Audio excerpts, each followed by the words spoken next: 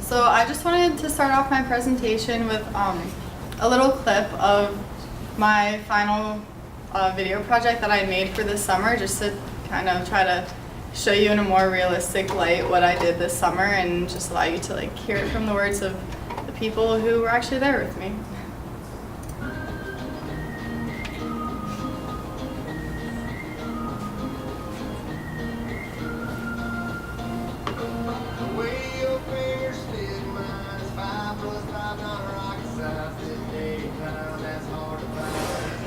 Hi, I'm Dr. Paula Hill-Collins. I am the clinical director here at the Health Wagon. I came to the Health Wagon in 2009. However, I have known Sister Bernie Kinney, our founder, since I was in college. Sister Bernie Kinney came here in 1980 with flaming red hair and a Massachusetts accent. And with our twain, she still fit right in. She is a hero to our community. I say she was an innovative leader in the country because the model that she began all those years ago, a mobile health care given by a nurse practitioner, could be replicated across the nation. We remain a nurse-managed clinic today.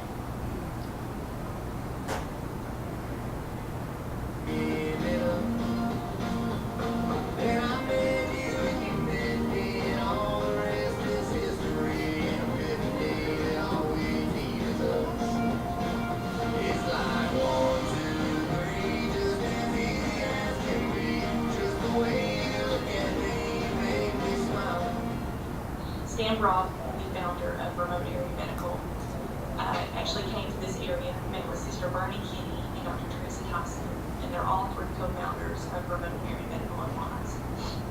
Typically, RAN headquarters had an international presence, but they saw a need here in Southwest Virginia. So they came to Wise, Virginia, and now we have the largest health outreach of its kind in the nation. Typically, 1,500 volunteers come to the RAN project, and they service over 3,000 patients.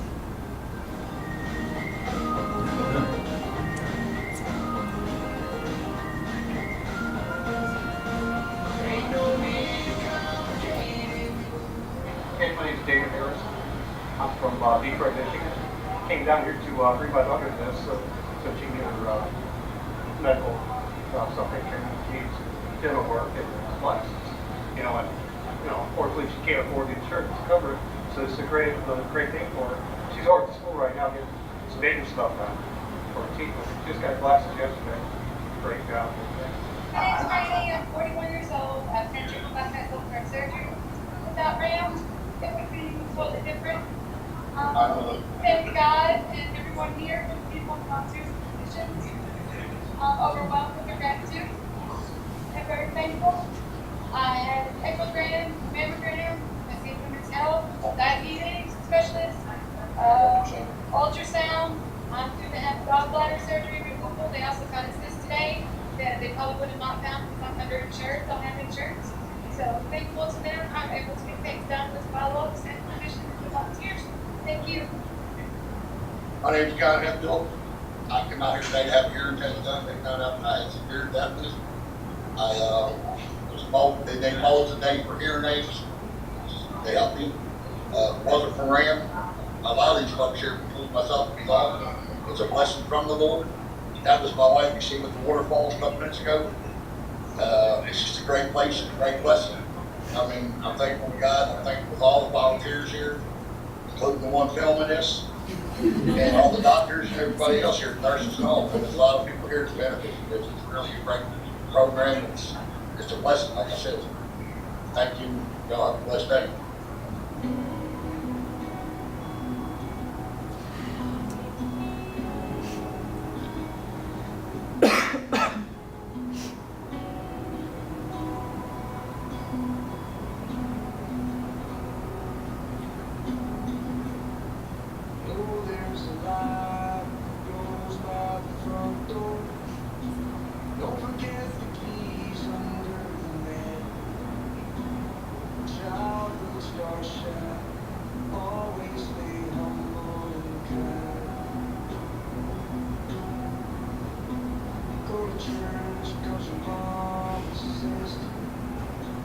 Isn't grandpa every chance that you can? Won't be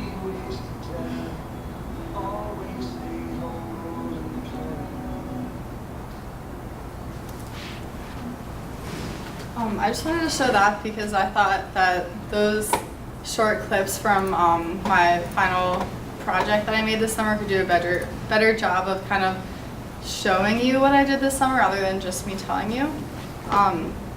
But do I just decide them? Okay.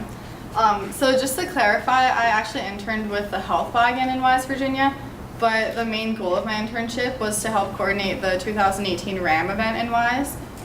So pretty much what my days would look like would be I would go to the stationary clinic in Wise, and then I would do essentially everything I did was centered around preparing for RAM. So I did a lot of inventory. I would keep track of all the medical supplies that we did have, as well as coordinate with other doctors who were coming to volunteer, figure out what else I needed to order for them.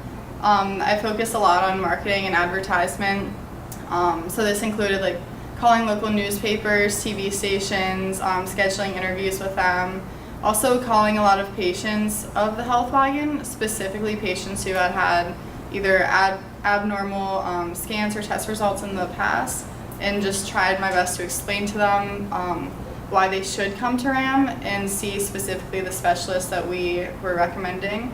And then as soon as RAM ended, of course, I immediately began preparing for next year's RAM event and just doing whatever I could to try to help streamline the process essentially for future interns by making a lot of documents and files for them to use, which explained like everything that I did every step of the way, because a major problem that I encountered was the fact that no one had done that for me. So did my best. And then obviously on the 3 days that RAM was happening, my days looked pretty differently. I got to the fairgrounds at 4:30 a.m. A little rough, but it was amazing. I essentially just helped out anywhere I could, and in addition tried to kind of help coordinate some of the other volunteers and just make sure everything could run as smoothly as possible. So every day after work, I would come home, start working on the readings that Professor Hiller and I had decided on. Two of these readings specifically were Hillbilly Elegy and What You're Getting Wrong About Appalachia. So all the readings I did for the most part focused on the disparities within the Appalachian region, why they exist, potentially what we could do to try to address these. But if you don't know, the book What You're Getting Wrong About Appalachia came out specifically in response to J.D. Vance's Hillbilly Elegy. So these two books were really interesting to read and compare, I thought.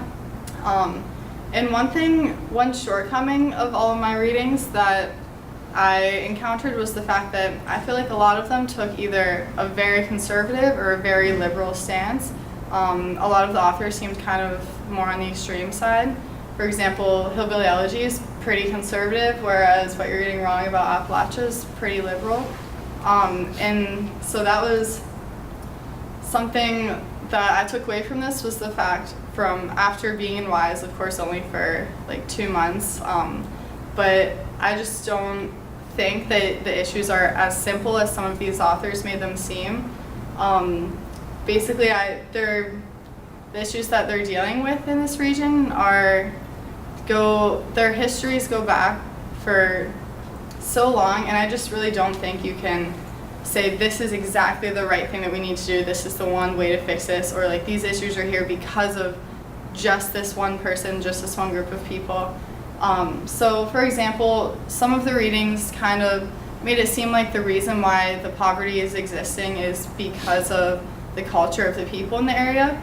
And whereas I could see how that could play into it, I just, from my experience, don't think that you can say that that's what's causing anything. For example, like the fact that, so when I first got there and I could see that some people were drinking like 5 sodas a day, and I was like, to me, I was like, wow, like that seems like a lot. But when you get to actually get to know people's stories a little bit better, and you look more at the whole picture, and you realize that they grew up drinking 10 to 15 a day, and now it's not that they don't care, it's just that they're working on it and they're doing their best to improve their lifestyles in that way. So, which is something that I don't think that all the readings did the best job at pointing out. So a little bit on the other hand, some of the readings seem to say that, oh, all we have to do, all the government has to do is just provide some more of these free clinics, like just get people insured, that's it. But I also don't think that this is 100% true either, because there were, well, I can't say a lot of people, because genuinely, especially during RAM, like everyone who I encountered was extremely grateful. And like, for example, I just feel like I need to say, like, I met a man who walked over 50 miles just to get there. And when he told us that, we were like, that's not okay. Like, we're getting you a bus home, don't worry. But it was probably the most frustrating aspect of my summer experience was the fact that there were people who, for example, we would see in our clinic and diagnose them with a heart murmur and say, you really need to come to the RAM clinic so that you can see a cardiologist about this. And they'd be like, oh, it's fine, no. Like, that happened to me 2 different times, and I was like, why? No. And I understand that I can't pretend to know why, or I don't know their lives. Could be a lack of education and just like why they actually should come to RAM and see a specialist. Could be just mistrust of medical professionals in general, which is completely understandable. But it just doesn't seem realistic to me that it is simply because of a lack in an interest of their health, which is what some readings kind of seem to infer, which I don't totally agree with. But yeah, so basically this kind of puts a kink in the idea that like, oh, all we have to do is step up our intervention and then everyone will be great, everything will be perfect. I think it's a little bit more complicated than that. And we really need to take the time to understand people's lives and stories before we can just come up with one simple solution. And so one last thing that I noticed that kind of tied into some of my readings was the fact that so many of the older men specifically were dealing with black lung. And yet when I talked to them, and I kind of tried to like figure out a little bit their perspectives on politics and current administration, what they thought would be the best ideas, because from what it seemed like, everyone seemed to be in favor of bringing back the coal mines, which was really confusing to me when I got there. I was like, I just can't understand why you would want something that is physically hurting you. But however, once I actually did talk to people and kind of opened up my mind a little more, it became so clear that it wasn't a matter of like, oh, we love to do this is our life. It was always like, what else could we do? It was never I want to do this. It was, I literally don't know what else I could do. So the fact that this job is a necessity for people, and in some ways, some of these the lifestyles that some outsiders might immediately just condemn and put down are literal necessities, I think really complicates the whole situation and makes it really hard to justify just taking one simplistic stand in terms of how to address these issues.